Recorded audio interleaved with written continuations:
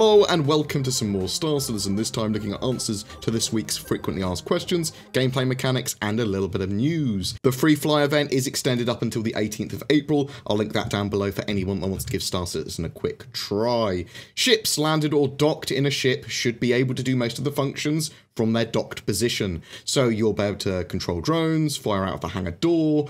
However, it may affect useful function of a particular ship, so a scanner ship, for example, inside a capital ship might not be able to detect anything very well, if at all, because it's in a big lump of metal.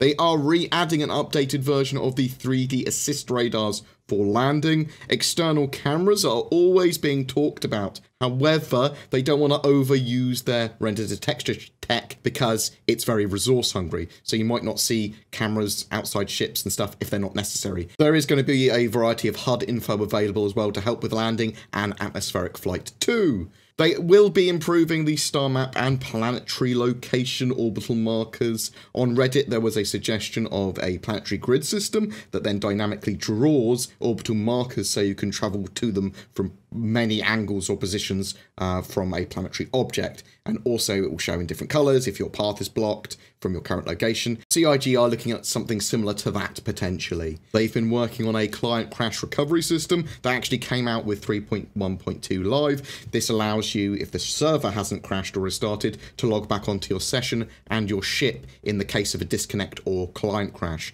Basically, you don't lose your ship, you don't lose your cargo, is the idea. More persistence will be coming with every patch though, so please bear that in mind. Some ships like the Phoenix and 600i that are slated to be flyable this year have their own unique bespoke or different rovers or ground vehicles than what we have now included with them. However, these vehicles are coming later. They're not on the roadmap for 2018. They're going to be separately done later, so that's the Origin rover and the Lynx rover, for example. In regards to the Ifcs, there was a dev post from John Pritchett. A number of engine changes in 3.0 broke Ifcs. The issues aren't small, but I've been working on the fixes since 3.0's release, and I'm nearly done. Expect Ifcs to be stable again with the 3.2 release. In a nutshell, Ifcs was moved from the physics thread to a lazy batch update thread, and unfortunately, it's impossible to have stable control under these conditions. The change was necessary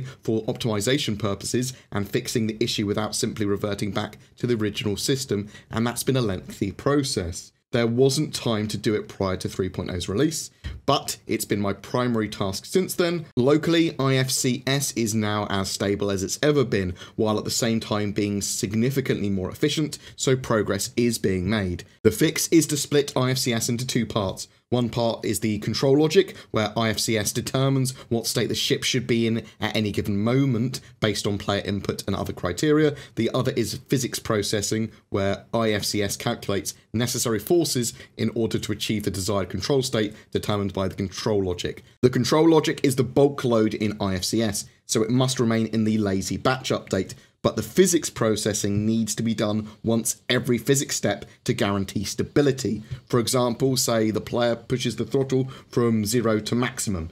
When the next Ifcs control update occurs, Ifcs will set the goal velocity to maximum velocity on the y-axis. Then the next physics step, the physics processing, will calculate the force needed in order to transition the velocity from the current value to the goal value. There will typically be multiple physics steps between each Ifcs control update, which is necessary in order for the physics updates to be perfectly smooth and stable. I finished this conversion for all Ifcs control except for Gravlev. I'm working on that next, which will include fixing the system in general since it was broken in the 3.0 release and remains broken in 3.1 due to failing raycasts. I expect this to be available in 3.2's release as well.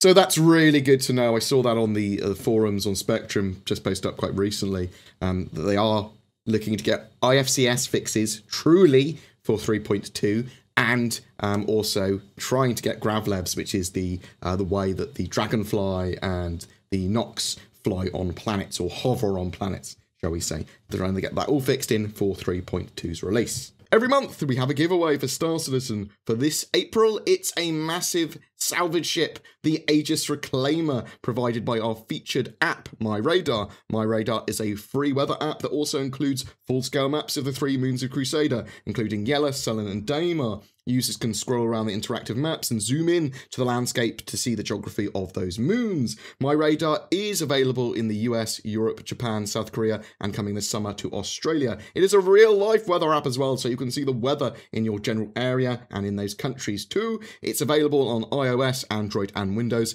Please check it out in the links below if you are interested. But to be in for a chance of that Reclaimer, make sure you're subscribed to my YouTube channel and comment on any of my videos throughout April. Each video gives you another chance to win. Do you have any questions about Star Citizen, its development, gameplay mechanics, suggestions for videos, whatever? Chuck them in the comments below. I'd love to hear from you. A special thank you to my Patreons who allow me to create the amount of content I do. If you're interested in becoming one of them, please find the links to Patreon as well as everything else we discussed down below. Please don't forget to like and subscribe, as it really does help me, and I'll see you in the verse.